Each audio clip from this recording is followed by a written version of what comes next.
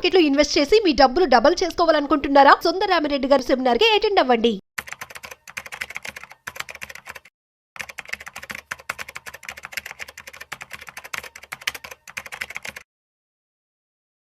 పేదవాడు ఇంకా పేదవాడుగా మారిపోతున్నాడు, ధనవంతుడు ఇంకా ధనవంతుడిగా మారిపోతున్నాడు. మరి పేదవాళ్ళు కూడా ధనవంతులు కావాలంటే చాలా ఇన్వెస్ట్మెంట్ ప్లాన్స్ అయితే ఉన్నాయి. సో అదే వ్యత్యాసం అన్నమాట రిచ్ అండ్ పూర్కి.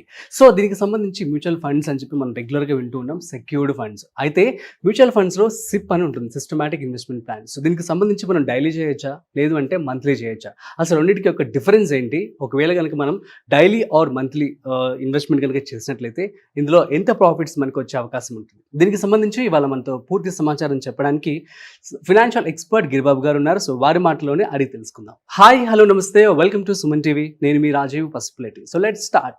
హాయ్ సార్, నమస్తే. నమస్తే అండి. సార్ ఎలా ఉన్నారు? ఫైన్ అండి. సార్ మనం చూస్తూ ఉన్నాం రెగ్యులర్గా సిప్ అనేది ఇప్పుడు అందరూ కూడా చేస్తూ ఉన్నారు. అండ్ యూనో అవగాహన అయితే అందరికీ ద పర్స్పెక్టివ్ మారిపోయింది. ఇన్వెస్ట్మెంట్ చేయాలి, దాచుకోవాలి అని చెప్పి. సో ఇందులో ముఖ్యంగా మనం చూస్తూ ఉన్నట్లయితే సెక్యూర్డ్ ఈజ్ మ్యూచువల్ ఫండ్స్. ఇందులో డైలీ ఇన్వెస్ట్మెంట్ చేయొచ్చా, at the same time monthly investment, అసలు స్ట్రాటజీని ఎలా చూస్ చేసుకోవాలి అండ్ దీనివల్ల బెనిఫిట్స్ ఏంటి? ఎస్ఐపి అంటే కేవలం ప్రతి నెల చేసే లేదా ఎవ్రీ మంత్ చేసే కేవలం ఇన్వెస్ట్మెంట్ ఒకటే కాదు. ఎస్ఐపి అంటే systematic investment plan that can be done every day, every month, లేదా ఉన్నప్పుడు చేసుకుంటూ పోండి. సిస్టమాటికల్లీ మనం కనుక మన అకౌంట్లో నుంచి వెళ్తూ ఇన్వెస్ట్ అవుతూ ఉంటే దాన్ని సిప్ అంటాం. అది డైలీ కూడా చేసుకోవచ్చు. ఇప్పుడు కొంతమంది నా క్లయింట్స్ కిరాణా షాప్ వాళ్ళు ఉంటారు. అవును సార్. కిరాణా షాప్ వాళ్ళు, పెట్టి బిజినెస్ చేసేవాళ్ళు, చిన్న చిన్న బిజినెస్, వీళ్ళకు ఎంప్లాయీస్ లాగా ప్రతి నెల 1st తారీఖు 5th తారీఖు ఇట్లా ఒక శాలరీ లాగా రాదు వాళ్ళకు. వాళ్ళకు డైలీ బిజినెస్ జరుగుతుంటుంది, కొంచెం మొత్తం అకౌంట్లో పడుతూ ఉంటుంది. మరి అలాంటి వాళ్ళకు నేను ప్రతి నెల చేయాలి అంటే నా దగ్గర ఒకసారి 20,000 రూపాయలు ఎస్ఐపి అంటే ఉండవు అకౌంట్లో. మరి వాళ్ళ పరిస్థితి ఏంటి? అందుకనే ఎస్ఐపి ఒకప్పుడు ఏంటంటే ఫండ్ హౌసెస్ ఫిజికల్గా అప్లికేషన్స్ తీసుకునేప్పుడు ప్రతి ఒక్క ఫండ్ హౌస్కి డేట్స్ ఉండేవి, స్పెసిఫైడ్ డేట్స్ వాళ్ళే పెట్టేవాళ్ళు. అది 5, 10, 15, 20 అని. కొన్ని ఫండ్ హౌసెస్ 2, 8, 6 ఇట్లా వాళ్ళకి పెట్టుకునేవాళ్ళు. నేను 2020కి ముందు ఎస్ఐపి చేసేప్పుడు అందరికీ ఫిజికల్గానే ఉండేది ఎక్కువ. అప్పుడు అప్లికేషన్ ఫామ్లో టిక్ చేసేవాళ్ళం. 2వ తారీఖు, 5వ తారీఖు, 3వ తారీఖు ఇట్లా టిక్ చేసేసి చేసేవాళ్ళం. నేను ఏం చేసేవాడిని అప్పుడు కూడా, నార్మల్గా ఒక 10,000 ఎస్ఐపి చేస్తే దానికి ఒక 3-4 ఫండ్స్ సెలెక్ట్ చేసుకుంటే ఒకవేళ ఆ 4 ఫండ్స్ కూడా ఒకే డేట్ కాకుండా డిఫరెంట్ డేట్స్ ఉండేలాగా నేను చూసుకునేవాడిని. సో అప్లికేషన్ ఫామ్, అందులో ఉన్న డేట్స్, ఏ 2 ఎస్ఐపిలు ఒక డేట్లో ఫాలో అవ్వకుండా నేను డివైడ్ చేసేవాడిని. దానివల్ల ఏమన్నా డిఫరెన్స్ ఉంటుంది? లాంగ్ రన్ లో పెద్ద డిఫరెన్స్ ఉండకపోవచ్చు, కానీ నార్మల్గా ఏంటంటే ఈ షార్ట్ టర్మ్ లో మనకు వొలటాలిటీ అని ఉంటుంది కాబట్టి మార్కెట్ ఏంటంటే ఎవ్రీ మంత్ లో చాలా ఈవెంట్స్ జరుగుతూ ఉంటాయి. ఇప్పుడు every month 10th IAP data వస్తుంది, 11th 10th అట్లా వస్తుంది, జీడిపి డేటా వస్తుంది, ఎవ్రీ క్వార్టర్ యాన్యువల్ రిజల్ట్స్ వస్తూ ఉంటాయి, తర్వాత కంపెనీస్ యొక్క ఆర్డర్స్ వస్తూ ఉంటాయి, లేదా సెగ్మెంట్ వైజ్ గా డీటెయిల్స్ వస్తూ ఉంటాయి. F&O ఇప్పుడు ప్రతి వారం క్లోజింగ్ ఉంది, ఇదివరకు ప్రతి నెల ఒకసారి క్లోజింగ్ ఉండేది. ఆ క్లోజింగ్ అప్పుడు వీక్లీ వొలటాలిటీ ఉంటుంది. ఈ వొలటాలిటీని మనం ఎక్కువగా క్యాప్చర్ చేయడానికి అవకాశం దొరుకుతుంది. అన్ని తీసుకెళ్లి ఒకే రోజు పెడితే మళ్ళీ తర్వాత సబ్సిక్వెంట్ మార్కెట్ పడుతూ ఉంటే మనం చేయలేకపోవచ్చు ఏమి. అలా కాకుండా మన డబ్బుల్ని ఇట్లా డివైడ్ చేసుకుంటే కొంత బెటర్ యావరేజ్ అవుతుంది. దీనివల్ల లాభం తప్ప నష్టం మనం బాధపడకుండా భయపడకుండా. ఎగ్జాక్ట్లీ, ఇది నేను ముందు నుంచి ఫాలో అయ్యేవాడిని. ఇప్పుడు ఏం చేశారంటే ఆన్లైన్ వచ్చిన తర్వాత ప్రతి ఫండ్ హౌస్ కూడా డైలీ మీ నచ్చిన రోజు ఎస్ఐపి చేసుకోవడానికి అవకాశం ఉండేలాగా డైలీ ఎస్ఐపిస్ ఇంట్రొడ్యూస్ చేసేసారు. మీరు ఎందుకంటే ఎవ్రీ డే ఉంటుంది, మీరు ఎప్పుడైనా చేసుకోండి, కాబట్టి డైలీ కూడా చేసుకోండి. సో ఇది వచ్చిన తర్వాత చాలా అడ్వాంటేజ్ ఏమైందంటే ఇప్పుడు చిన్న బిజినెస్ పీపుల్కి ముఖ్యంగా వాళ్లకు ఎవ్రీ డే అకౌంట్లోకి వచ్చే చిన్న మొత్తాలు ఎవ్రీడే ఇన్వెస్ట్ చేయడానికి కూడా అవకాశం ఉంటుంది. అట్లా దగ్గర చాలా మంది ఇన్వెస్టర్స్ డైలీ సిప్ చేసే వాళ్ళు బోల్డ్ మంది ఉన్నారు. ఒక క్లయింట్ డైలీ 10,000 ఇన్వెస్ట్ చేస్తాడు ఎవ్రీడే.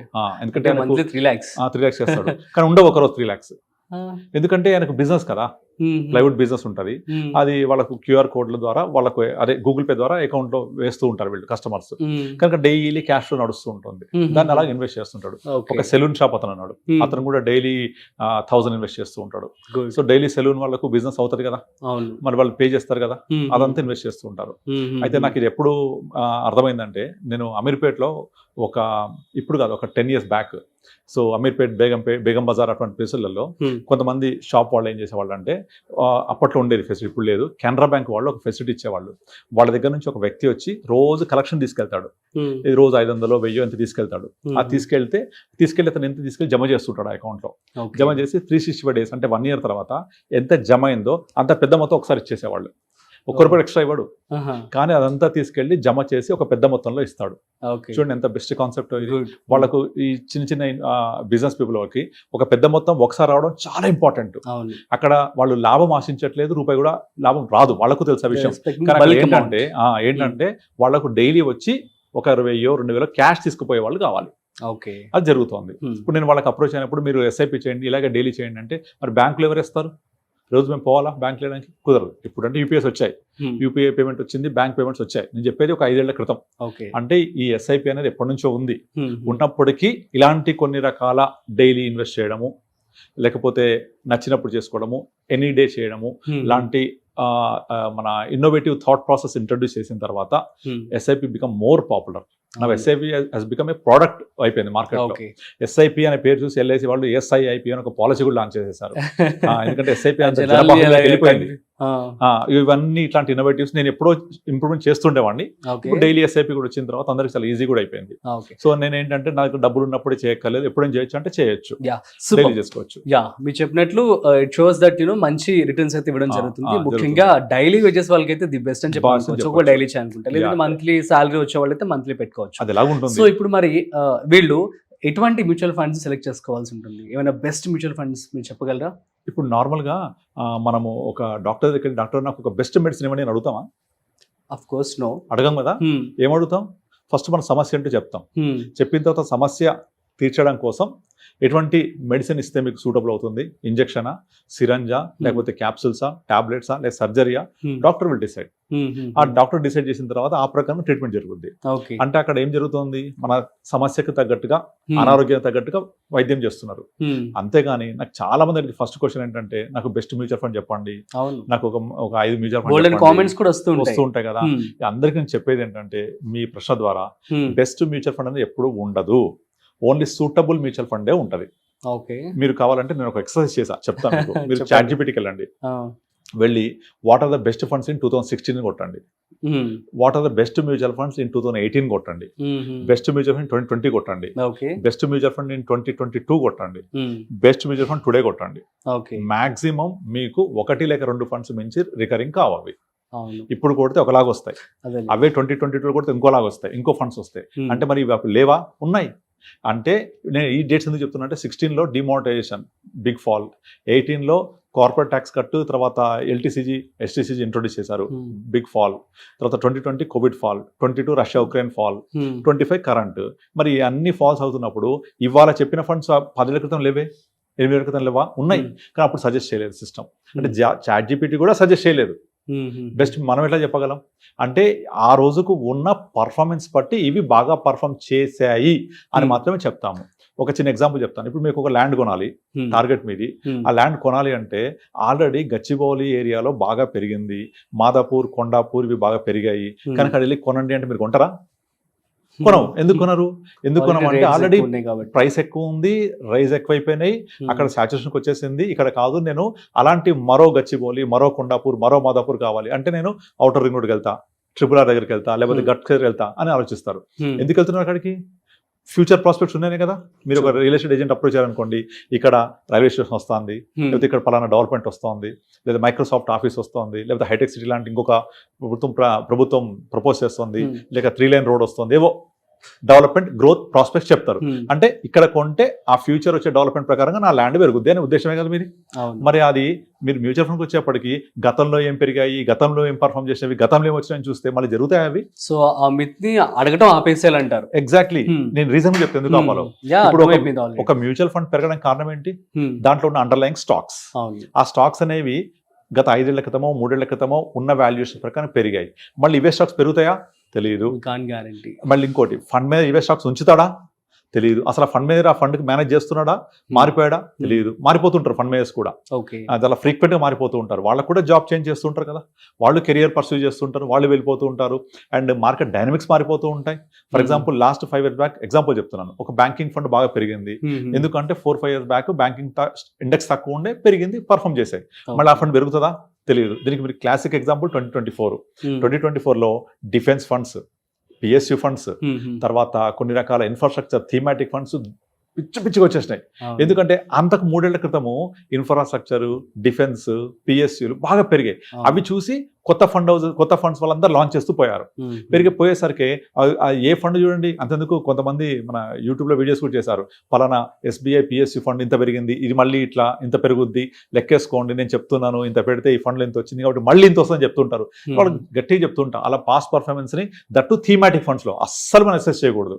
ఎందుకంటే మీరు thematic fund PSU for example గత 20 ఏళ్ల చరిత్ర చూడండి, 2004-05 నుంచే ఉంది SBI PSU ఫండ్, 2020 వరకు అది 10 రూపాయలే ఉంది. ఆల్మోస్ట్ 12 సంవత్సరాలు అది 0 రిటర్న్ ఇచ్చింది. కానీ 2020 తర్వాత పరిస్థితులు మారిపోయాయి. ఇండియాలో PSUలు చాలా ర్యాలీ అయినాయి. దానికి గల కారణాలు వేరే ఉంటే మనకు అవసరం లేదు. ఇప్పుడు ఆ ర్యాలీ అయిన 3 సంవత్సరాలు చూసి చాలా ఫండ్ హౌజెస్ PSU ఫండ్స్ తీసుకొచ్చాయి. కనుక ఈ PSU ఫండ్ 3 ఏళ్ళు 2 ఏళ్ళలో పెరిగిందని అందరు చూసి 2024లో ప్రతి యాప్ DIY ఉంటారు కదా, do it your self investors, direct investors అందరు కూడా ఆ ఫండ్స్ పెరిగాయి అని చెప్పేసి అది ఇన్వెస్ట్ చేయడం. మళ్ళీ అవన్నీ వాళ్ళు చూస్తే మొత్తము 30% ఫాల్, 40% ఫాల్ చేతి కాల్చుకున్నారు. ఇదంతా బెస్ట్ మ్యూచువల్ ఫండ్ బాగా ఏం పెరిగాయి చూసి ఇన్వెస్ట్ చేసి చేతులు కాల్చుకున్న వాళ్ళు వీళ్ళంతా. కనుక నాకు ఎవరైనా ఫోన్ చేసి బెస్ట్ మ్యూచువల్ ఫండ్ అంటే ఇదే ప్రశ్న ఇస్తా, ఒక మెడికల్ షాప్కి వెళ్ళి నాకు ఒక బెస్ట్ మెడిసిన్ ఇవ్వండి అంటారు. అంటే చెడ్డ మెడిసిన్ ఉంటుందా? ఉండదు కదా. So there could not be best medicine, there could not be best fund for the time. ఇప్పుడు small cap may be suitable for the young girl, but same small cap not suitable for a old person. కనుక అందరికీ ఒకేలాంటి వైద్యం చేయకూడదు కదా. So best mutual fund ఉండదు. And ఇంకొకటి, ఈ మ్యూచువల్ ఫండ్ అనేది మీరు ఇంతకుముందు డైలీ సిప్ గురించి అడిగారు కదా, నా దృష్టిలో SIP అంటే సిస్టమాటిక్ ఇన్వెస్ట్మెంట్ కాదు. SIP అంటే sleep in piece. Sleep in piece. మీరు ప్రశాంతంగా శాంతంగా నిద్రపోవచ్చు. ఆ సిప్ నడుస్తూ ఉంటుంది, డెఫినెట్లీ డబ్బులు ఇస్తాయి మీకు ఒక పీరియడ్ తర్వాత. ఎంత పీరియడ్? 5 years 10 years ఉండండి. అంతేగాని పాస్ట్ పర్ఫార్మెన్స్ చూసి దాంట్లో ఇన్వెస్ట్ చేసి విన్నర్స్ రొటేట్, గుర్తుపెట్టుకోండి, విన్నర్స్ ఆల్వేస్ రొటేట్. గతంలో పెరిగిన సెక్టార్ మళ్ళీ పెరగదు, గతంలో పెరిగిన స్టాక్స్ మళ్ళీ పెరగవు. గతంలో లాస్ట్ 1 year గోల్డ్ చూసి పెరిగింది కదా, గోల్డ్ చరిత్రలో గత 30 ఏళ్లలో ఎప్పుడు ఒక సంవత్సరంలో 40% గోల్డ్ పెరిగిన సందర్భం లేదు. 1 yearలో పెరిగింది. 2024 మిడ్లో 65,000, ఇప్పుడు 1 lakh. అంటే 40,000 పెరిగింది అంటే గోల్డ్, అది టూ మచ్ రిటర్న్. అది చూసి అందరు గోల్డ్ వెనకబడుతున్నారు. మళ్ళీ పెరుగుద్దా? అట్లా 30 ఏళ్లలో జరిగింది ఒకసారి జరిగితే మళ్ళీ జరుగుద్దా? తెలీదు. నేను జరగదని చెప్పను, జరుగుద్దని చెప్పను. కనుక అలా పాస్ట్ పర్ఫార్మెన్స్ చూడొద్దు. గోల్డ్ మీకు కొనాల్సిన అవసరం ఉంటే ఇప్పుడు ఫిజికల్గా కొనుక్కోండి. లేదు ఇప్పుడు కాదు, నేను మా పాప పెళ్లి కోసం ఎప్పుడో 10 ఏళ్ళకి కొంటా అంటే గోల్డ్ ఫండ్స్ పెట్టుకోండి. అంతేగాని అవసరం మనల్ని పనిచేయించాలి కానీ పాస్ట్ పర్ఫార్మెన్స్ చూసి మనము ట్రాప్లో పడొద్దు. ఇప్పుడు ఇంకొక ఎగ్జాంపుల్ చెప్తా.